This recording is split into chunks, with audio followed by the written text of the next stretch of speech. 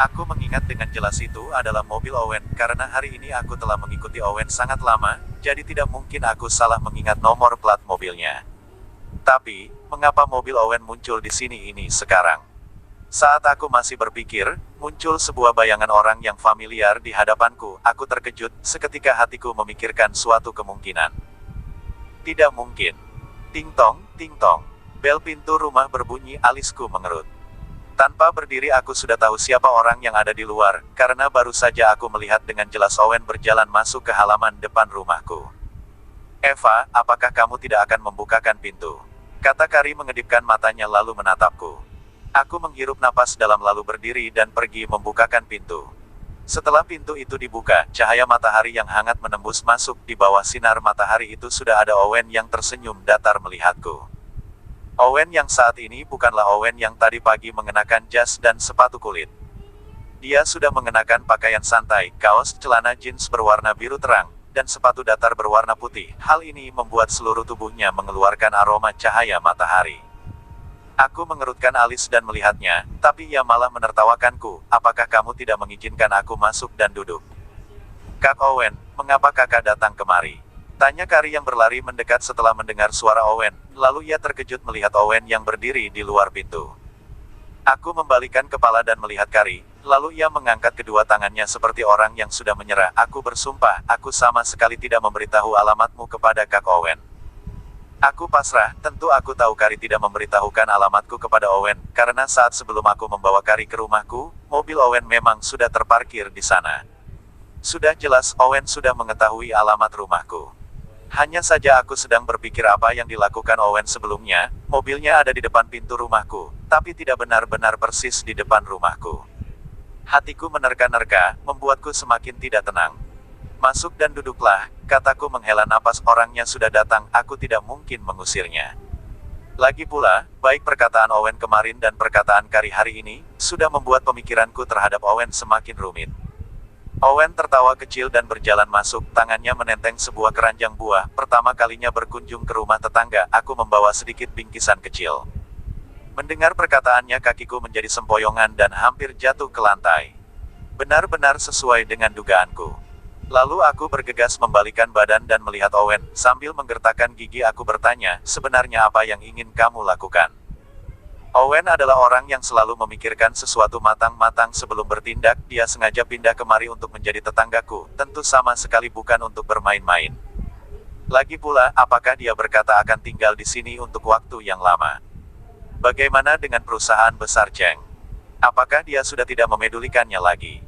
Owen menatapku, lalu berkata dengan serius, aku ingin membawa istri dan anakku pulang. Hatiku terdiam, melihat kedua mata Owen yang tampak sangat serius. Seketika semua perkataan yang ingin kukatakan hanya tertahan di tenggorokan. Dia bilang akan membawa istri dan anaknya pulang. Tanpa sadar aku telah menggigit bibirku, dan menggenggam kedua tanganku sendiri. Owen benar-benar sedang serius, membuatku ingin melarikan diri. Seketika suasananya menjadi sedikit canggung. Kari menarik lenganku. Eva, Kak Owen sudah datang, bagaimana kalau? Biarkan dia melihat Isen dan Joanna. Suara Kari mengecil, tentu karena dia melihat wajahku yang meredup. Owen melihatku, akhirnya ia mulai bicara. Eva, aku ingin melihat anak-anak.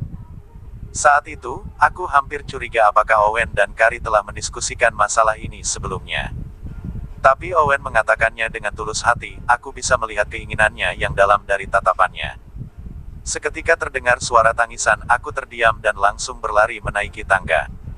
Kenapa? Kakak Liu sedang menggendong Joanna di ruang bayi, tapi Joanna tidak hentinya menangis saat digendong olehnya. Muka Joanna merah.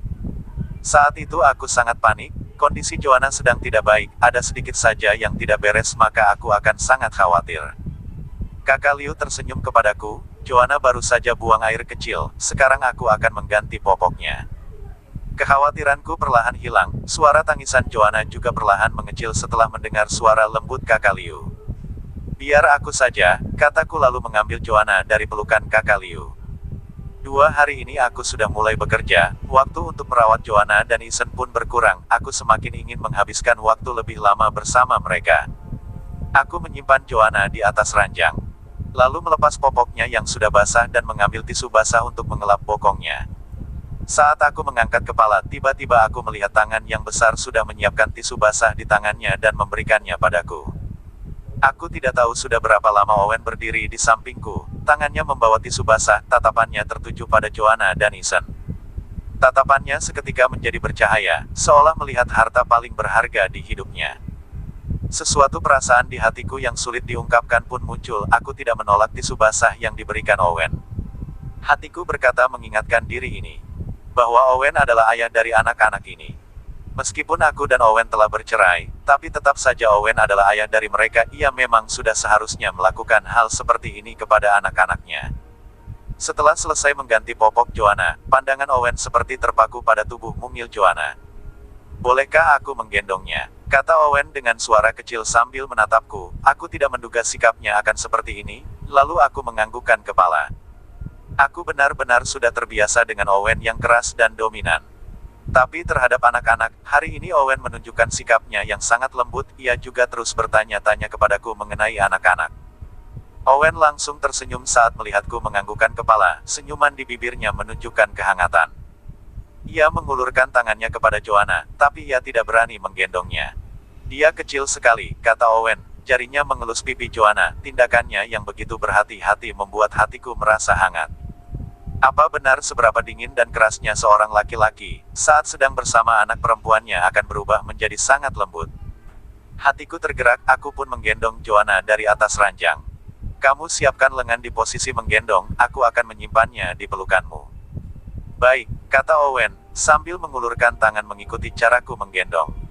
Aku menyimpan Joanna di lengan Owen dengan lembut. Owen menunjukkan ekspresi yang sangat terkejut dan mengeraskan kedua lengannya untuk mempertahankan posisi tangannya agar tidak berubah. Dia sangat ringan. Aku ingin tertawa melihat Owen yang sedikit gugup seperti ini. Di benakku, Owen adalah orang yang serba bisa, tapi saat menggendong Joanna, terlihat ia sangat kesulitan dan tidak percaya diri. Tubuh Joanna sedikit lebih lemah dari anak-anak lainnya. "Kamu harus lebih lembut saat menyimpannya kembali ke atas ranjang." Owen mengerutkan alisnya. "Apakah sudah diperiksa? Apakah tubuhnya sehat? Apakah kamu mau pergi lagi untuk mengeceknya secara keseluruhan?" Melihat Owen khawatir seperti ini, hatiku menjadi hangat. Ia pernah terkena penyakit kuning, tapi sekarang sudah sembuh. Bila merawatnya dengan benar, pasti perlahan kondisinya akan membaik. Saat mengatakan hal itu, hatiku menanti saat Joanna akan sembuh total. Aku tidak menyangka anak perempuanku harus melewati begitu banyak penderitaan. Saat aku melihat tubuh kecilnya harus dimasukkan berbagai macam pipa kecil dan harus mengandalkan berbagai macam obat serta peralatan medis untuk bertahan hidup. Saat itu aku benar-benar tidak tahan lagi. "Kita rawat dia dengan baik," kata Owen sambil memandangi Joanna. Aku terdiam, hatiku berdesir. Percakapan seperti ini memang terdengar hangat di dalam sebuah keluarga, tapi aku dan Owen sudah bercerai. Aku mengerutkan bibirku dan tidak menjawabnya, lalu berbalik untuk menggendong Ethan. Sekarang giliran Ethan. Owen mengangguk. Kakak Liu mengambil Joanna dari pelukan Owen. Owen gugup saat melihat kakak Liu mengambil Joanna. Ia khawatir seolah kakak Liu akan menjatuhkan Joanna ke lantai. Hatiku semakin melunak, lalu aku memberi Ethan kepada Owen untuk digendongnya. Gerakan Owen sudah lebih mahir dibanding sebelumnya. Ia menatap Ethan yang ada di pelukannya lalu tersenyum. Mata besar dan bundar Ethan juga tidak berkedip memandangi Owen. Tatapannya menunjukkan rasa penasaran yang dalam. Ia pun sama sekali tidak menangis. Ethan dan Joanna bisa mengenal orangnya. Saat digendong oleh Kak Owen sangat penurut. "Mengapa saat aku menggendongnya mereka menjadi tidak penurut?" tanya Kari. Aku bisa menebaknya. Tujuan Kari beberapa kali datang kemari adalah untuk membantu Owen berbicara. Aku tahu pasti dalam hatinya Kari ingin aku dan Owen kembali harmonis. Ini bukan karena Kari egois. Tapi karena siapapun akan merasa Owen begitu baik terhadapku. Seharusnya aku sudah menjalani kehidupan dengan gembira bersamanya, tapi kenyataannya sekarang aku sedang berjalan membahayakan diri. Aku berpura-pura tidak mengerti apa yang dikatakan Kari. Tatapanku tetap pada Owen dan Ethan yang sedang digendongnya. Saat itu mereka sedang saling memandang satu sama lain. Kehangatan yang belum pernah dirasakan sekarang ini perlahan muncul di antara keduanya. Apakah hubungan darah benar-benar bias menyebabkan hal seperti ini? Meskipun Ethan dan Joanna sangat penurut, tapi mereka malu terhadap orang asing. Hampir setiap saat bertemu dengan orang asing mereka akan lebih waspada. Sebelumnya, mereka juga menangis hebat saat melihat muka suster di rumah sakit, tapi saat berada di pelukan Owen sekarang, mereka sangat-sangat penurut. Namanya Isen. Tanya Owen dengan suara kecil. Iya, jawabku. Lalu aku ragu untuk menambahkan tapi tetap kukatakan kepadanya Isen Luo dan Joanna Luo. Setelah aku mengucapkan kedua nama itu, aku mengangkat kepala dan melihat Owen. Dia diam tidak bergerak, wajahnya seperti menunjukkan sesuatu yang tidak alami, tapi ia tetap menutup mulutnya dan tidak bersuara lagi. Suasana berubah menjadi tertekan. Aku juga tidak mengerti mengapa aku mengganti marga anak-anak. Sepertinya aku menggunakan cara ini untuk membuat batasan yang jelas dan bersamaan memberitahukan kepada Owen soal hak kepemilikan anak-anak itu. Melihat Owen menggendong Isen tak bersuara, hatiku menjadi tidak enak, lalu aku mengambil Isen dari perlukannya, biarkan mereka beristirahat. Aku masih ingin menemani mereka. Mereka sudah lelah, jawabku, lalu segera mengulurkan tangan dan menggendong Isen. Owen berusaha menghindar tapi ia takut menyakiti Isen hingga akhirnya terpaksa memberikan Isen ke tanganku. Hanya saja raut wajahnya berubah seiring pergerakanku, ia menutup bibirnya dengan rapat, tatapan seriusnya berubah menjadi kabur, ia berdiri diam seperti baru saja terkena musibah besar. Ayo turun, kataku kepadanya, jantungku berdegup semakin kencang. Mungkin aku sedikit bertindak di luar nalar, di dalam hatiku memang terkadang ada sedikit kegeraman, karena Owen sama sekali tidak membahas tentang hak asuh anak kepadaku. Ada suatu pepatah berkata, kematian itu tidak menakutkan, tapi yang menakutkan adalah menunggu kematian itu sendiri.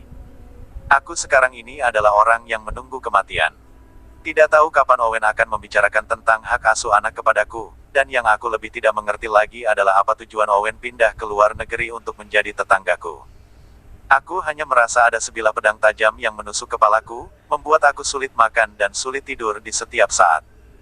Owen menatapku dengan tatapan yang dalam, akhirnya ia melihat sekali lagi Isen dan Joanna dengan tidak rela meninggalkannya, ia pun berbalik dan berjalan keluar meninggalkan kamar. Aku menghela napas dan berjalan mengikutinya, sudut mataku melihat ekspresi Kari yang terlihat khawatir. Owen, lebih baik kita bicara, kataku kepada Owen tanpa basa-basi. Ia menatapku dengan dalam lalu berkata, baik, ayo kita bicara. Aku tidak akan melepaskan hak asuh kedua anak ini, kataku dengan keras hati melihatnya. Owen mengerutkan dahinya, Kari juga terdiam tidak bias berkata apa-apa. Karena ini adalah urusanku dengan Owen, jadi meskipun dia adalah sahabat baikku, tapi saat ini dia tidak bisa memberikan saran atau membujukku. Setelah beberapa lama Owen mulai membuka mulutnya, aku tidak menginginkan hak asuhnya. Hatiku terkejut, aku tidak menduga Owen akan mengatakan hal itu, tapi aku juga tidak bisa menahan atas munculnya sedikit kemarahan. Apa maksud dari perkataannya? Meskipun aku tidak pernah berpikir untuk memberikan hak asuh anak-anak kepada Owen, tapi dia adalah ayah dari anak-anak itu, apa dia sedikit pun tidak ingin mendapatkan hak asuh itu? Kalau begitu, untuk apa tadi dia begitu lembut terhadap anak-anak? Dan untuk apa ia ingin datang dan melihat anak-anak? Di tengah kebingunganku, aku merasa Owen hanya menganggap anak-anak sebagai hewan peliharaan. Bila perasaannya sedang senang, ia akan penasaran lalu datang melihat, tapi bila perasaannya sedang tidak senang, ia lalu tidak tertarik lagi dan tidak peduli dengan anak-anak. Bagus kalau kamu tidak ingin hak asuh itu. Ini adalah perkataanmu, kalau begitu lebih baik kita segera tanda tangani surat perjanjian, kataku dengan nada dingin, lalu aku membalikkan badan untuk mengambil kertas dan pena. Aku duduk di sofa dan segera menulis dengan cepat, aku yang menulis dengan bertenaga hampir membuat pena di tanganku patah. Kegeraman di hatiku semakin menjadi-jadi, aku marah untuk mewakili diriku sendiri, dan juga mewakili kemarahan kedua orang anakku. Aku mengangkat kepala dan menatap Owen dengan emosi. Karena kamu tidak menginginkan hak asuhnya. Aku harap kamu tidak akan datang untuk mengganggu kehidupanku dan anak-anakku lagi, karena aku tidak ingin menjelaskan kepada mereka kalau mereka memiliki kehidupan yang sangat rumit. Cepat tanda tangani perjanjian ini, kataku sambil memberikan surat itu ke meja di hadapan Owen. Owen menatapku dengan dingin, tatapannya beralih ke surat perjanjian yang tersimpan di atas meja. Tangan besarnya meraih kertas itu, tatapannya terhenti di lembar kertas itu, bibir tipisnya yang seksi tersenyum nakal. Hatiku terheran dan ingin bertanya kepadanya hal apa yang sedang ditertawakannya. Dia lalu mengangkat kepalanya dan menatapku, lalu kedua tangannya menjepit kertas itu dan merobek-robeknya menjadi helaian kertas. Apa yang kamu lakukan? Kataku terdiam dan emosi menatapnya. Owen mengangkat tangannya, kertas yang dirobeknya itu telah berubah seperti salju yang perlahan jatuh ke tanah. Aku tidak akan merebut hak asuh anak itu, Karena dari awal hak asuh mereka memang sudah menjadi milikku, kata Owen dengan suaranya yang berat.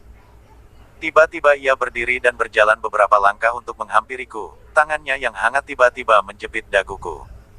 Aku terkejut dan ingin melepaskan diri, tapi jepitannya di daguku malah semakin kencang. Owen menatapku, tatapan seriusnya menunjukkan sedikit kegeraman dan perasaan yang tertekan. Ia lalu berkata dengan perlahan, Eva Luo, aku memiliki kesabaran untuk kamu berubah pikiran.